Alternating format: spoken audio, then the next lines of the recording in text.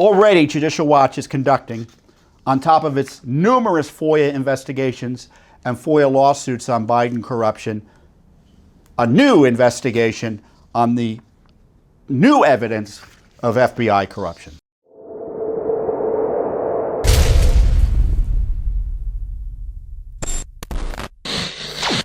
First up is the rule of law crisis caused by irredeemably corrupt Justice Department and the FBI. You saw that during the Trump administration. You saw that during the Obama administration. And of course, since no one has really been, in my view, successfully or appropriately punished, we're seeing it continue during the Biden administration. Part of it is the protection of the Biden criminal racket. The evidence suggests his whole family, including him, was involved. And on top of that, rather than while protecting Biden, they're targeting Trump. And the news that's being leaked this week is that the Justice Department is trying to criminalize First Amendment and other activity protected under the Constitution, namely the debate and disputes about the election, where Republicans and supporters of Trump, given the concerns they had about specific state elections, were talking about and had set up alternative slates of electors. Now, the left has said those are fake electors, and to even talk about that is illegal.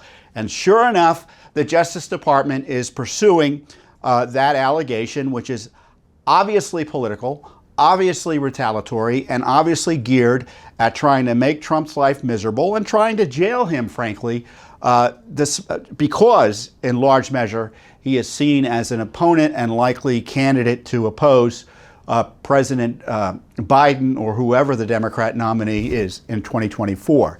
And of course, it also ensures that anyone who's concerned about election integrity generally is scared off from doing anything substantively about it. Now, back in 1960, Democrats set up alternative slates of electors in Hawaii, but when Republicans start talking about it and start taking steps in that regard in 2020, of course it becomes a crime. And obviously it isn't a crime, but this Justice Department has a habit of taking speech that is protected under the First Amendment, taking speech that's protected not only under the First Amendment's right to free speech generally, the right for association, and the right to petition your government. And of course, the issue of electors have other constitutional issues as it relates to state sovereignty, the Constitution's 12th Amendment, and the federal law guiding the counting of the Electoral College votes.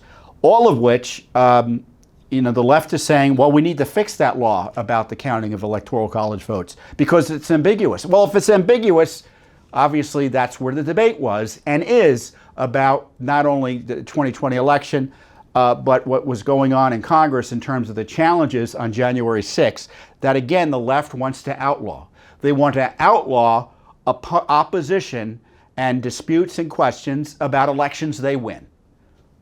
And they're now escalated it in such a way that they want to put you in jail if you say anything about it or do anything substantive about it. Certainly, in the least, you're getting harassed and subpoenaed and smeared by the January 6th committee, and worse, by the Justice Department. So this is a crisis for the rule of law. So while they're abusing their authority once again against Trump, remember, this is the same gang that tried to put Trump into jail and prosecute and harass him.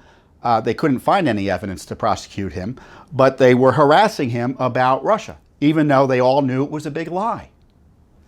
So, the corruption is really dangerous to our Republican form of government because we trust, or we should be able to trust, the Justice Department to fairly apply the law and prosecute the law. And that trust is lost. It's completely lost, and I don't think it's retrievable under the current structures and the way the Justice Department is run.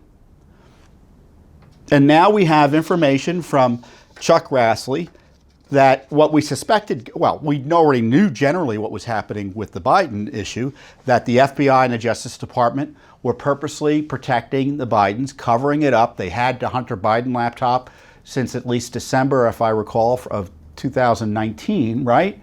They haven't done anything on it. They still haven't done anything on it, despite all the evidence of corruption, not only involving Hunter, but implicating his father. So that's been a protection racket without parallel in recent American history. I guess you would compare it to Hillary. But at least Hillary, they had a bit more of an aggressive investigation, largely because Judicial Watch was pressuring them, because we had courts allowing us to do a much more substantial investigation than you're normally able to under the Freedom of Information Act. But now we have information from a senior senator in the Senate, Chuck Grassley, who's always been an independent watchdog. He's done work independently as a senator, even outside the committee process, and a friend of whistleblowers. And he's been exposing the truth or whistleblower complaints he's been getting about FBI and Justice Department misconduct with respect to the targeting of Trump and the handling of the Biden investigations insofar as there are actual investigations.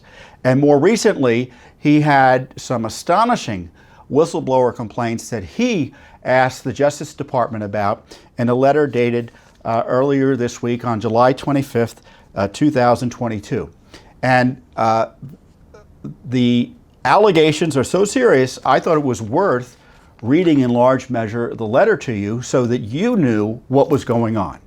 Because as you know, the big media won't tell you about this.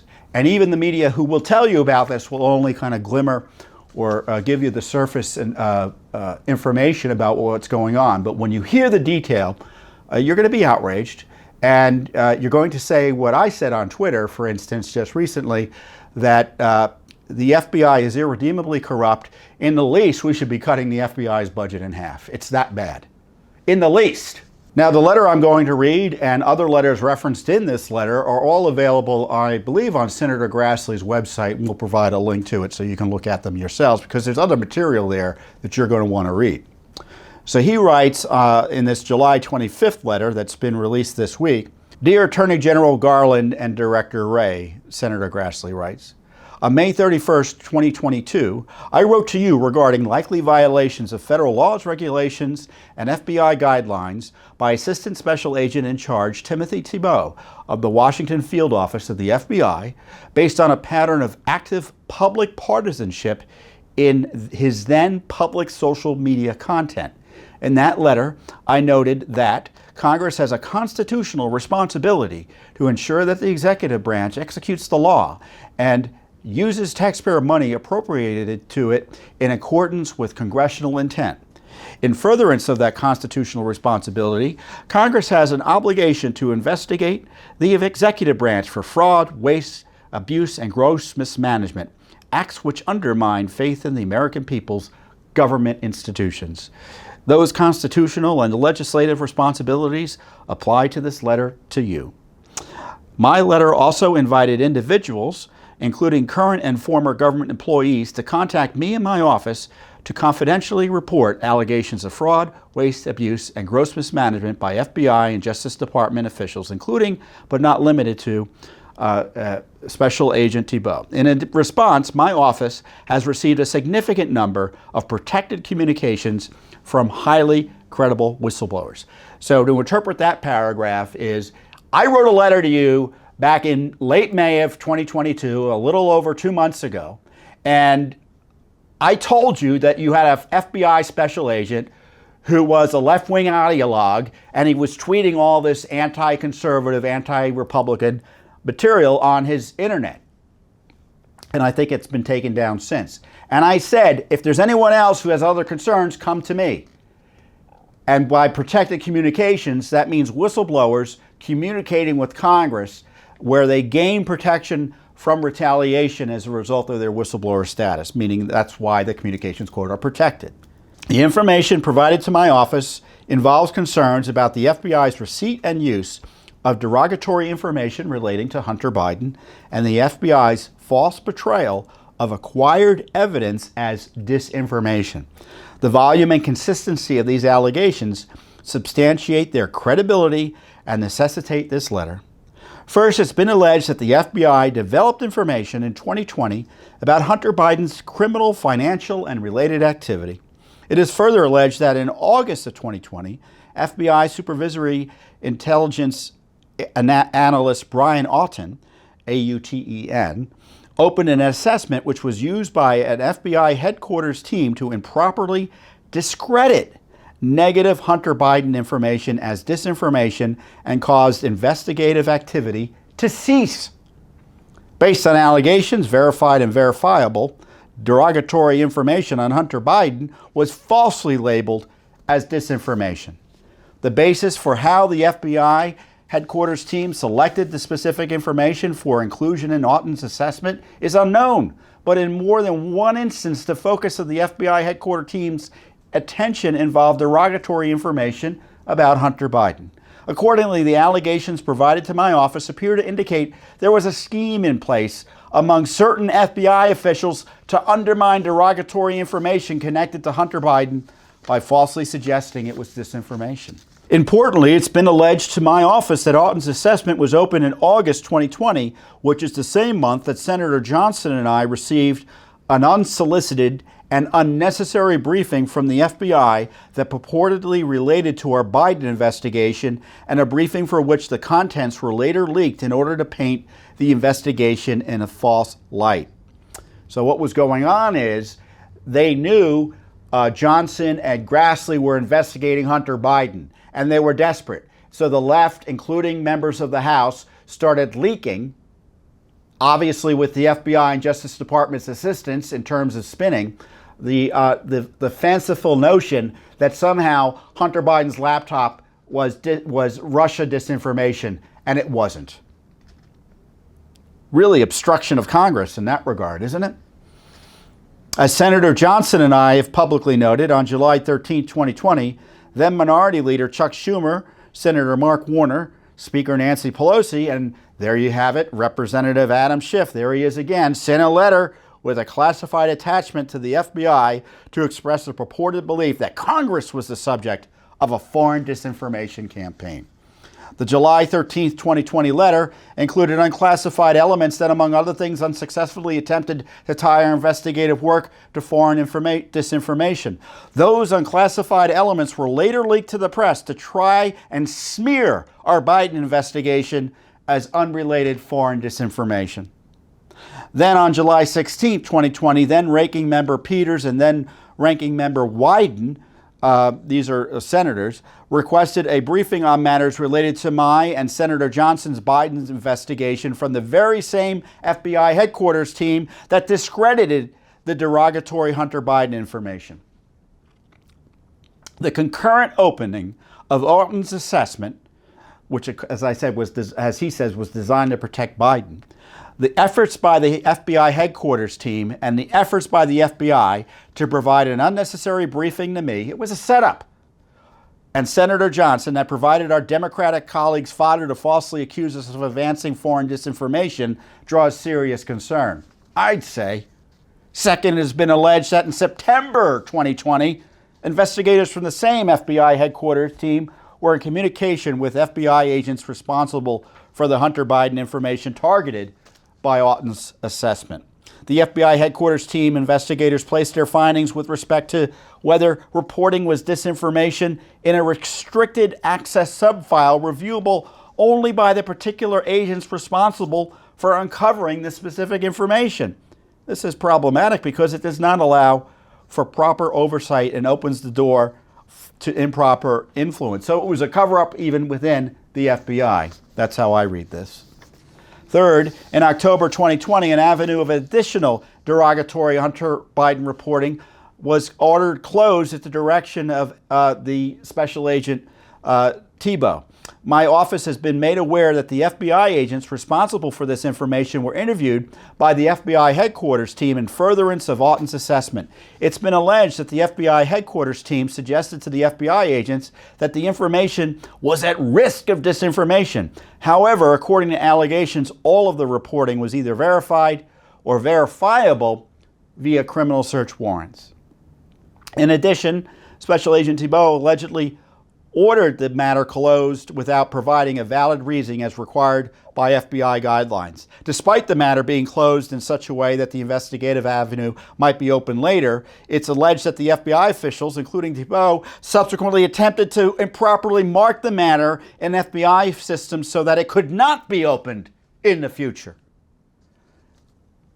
The aforementioned allegations put a finer point on concerns I have raised for many years about the political considerations infecting the decision-making process at the Justice Department and FBI. If these allegations are true and accurate, the Justice Department and the FBI are and have been institutionally corrupted to their very core, to the point to which the United States Congress and the American people will have no confidence in the equal application of the law. Attorney General Garland and Director Wray simply put, based on the allegations that I've received from numerous whistleblowers, you have systemic and existential problems within your agencies. You have an obligation to the country to take these allegations seriously, immediately investigate, and take steps to institute fixes to these and other matters before you.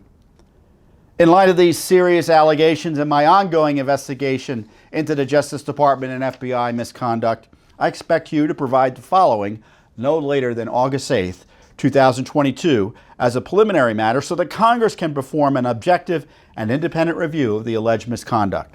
The case file for the Auten assessment, that fraud assessment, all records derived from reporting or derogatory information linked to Hunter Biden, James Biden, the president's brother, and their foreign business relationships that were overseen under the approval, guidance, and purview of Special Agent Thibault from January 1st, 2020 to the present.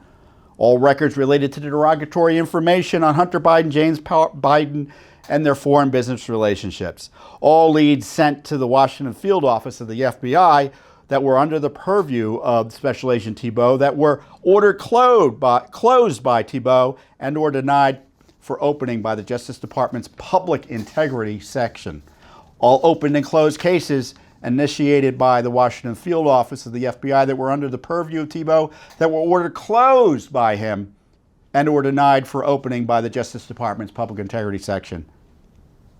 With respect to the August 2020 FBI briefing given to Senator Johnson and me, a copy of the FBI 302 for the briefing, all intelligence reporting products and analysis that formed the basis for the briefing, the names of the persons who recommended that Senator Johnson and I be briefed, a description of the process for deciding to brief us, and all records, including emails, relating to the briefing. Sincerely, Chuck Grassley, Ranking Member, Committee on the Judiciary. That's a pretty good letter, and it would have been even better if he had mentioned Joe Biden, because obviously this is what the cover-up he's highlighting is about. It's about protecting Joe Biden from the consequences of his work, his conspiracy, his collusion, his racketeering with his son, his brothers, and who knows who else to turn his public office, certainly as vice president, into a cash machine for him and his family. And here we have confirmation that the FBI and the Justice Department, confirmation produced through a senator as a result of FBI, Justice Department whistleblowers, that the FBI and Justice Department were protecting him. Protecting Biden and protecting Hunter. And of course, this was going on, the big deal, October 2020. What was going on in October 2020? There you go. Whoever said it is right out there. The laptop came out. Right? That's when the laptop was announced by the New York Post. So you have the FBI mimicking the lies put out there defending Biden in the public by so-called intelligence former officials, that it was Russia disinformation, it had the hallmarks of Russia disinformation. No, it didn't. It had the hallmarks of, as Chuck Grassley said, verified and verifiable through criminal search warrants information. So that's the rule of law crisis. Right now, this Justice Department is targeting Trump with an unprecedented and abusive investigation that is a direct attack on the civil liberties of Trump and other American citizens while protecting Hunter Biden and Joe Biden on issues related to criminal activity that they've been implicated in, that the evidence is strong happened. Now, what I like about these letters, what I like about letters like Grassley's is that, oh, now do you think Grassley's going to get all those documents? Of course he's not going to get all those documents. But what we can do is that we can send a FOIA request that's quite similar to that. And if they don't give us the documents, and not all of them can be gotten under FOIA, many of them can, or you'd be surprised what can be gotten, we can go to court. So already Judicial Watch is conducting, on top of its numerous FOIA investigations and FOIA lawsuits on Biden corruption, a new investigation on the new evidence of FBI corruption. And I tell you, it occurs to me, I now have a better explanation, or we have a better explanation as to why the Secret Service is hiding Hunter Biden's travel records and records about his travels. Because I think it raises issues about the corruption that their colleagues in the FBI and Justice Department are trying to cover up. So you can see I'm pretty heated about this. And the reason I'm heated about it is because this corruption goes to the heart of our constitutional republic, that we can't get the basic rule of law applied and enforced against public officials, even when the evidence is overwhelming. We saw it with Hillary. We saw it with the Obama-Clinton gang targeting Trump. And now we're seeing it again with Biden. There's no excuses. There's no plausible deniability. Judicial Watch has given them all the evidence. They don't even want to look for the records in the government. Judicial Watch looks for the records in the government. Oftentimes, certainly with Hillary, we had all the emails and all the information, internal records they needed. And with the laptop, it's all on the laptop. Mr. Bobulinski's provided testimony, or is able to, Biden family business partner, confirming that Hunter is that Joe is the big guy. There's new information out even today or this week where another Hunter Biden partner again refers to Joe Biden as the big guy. I mean, is it a mystery that Joe Biden is the big guy to the FBI? Of course it's not a mystery.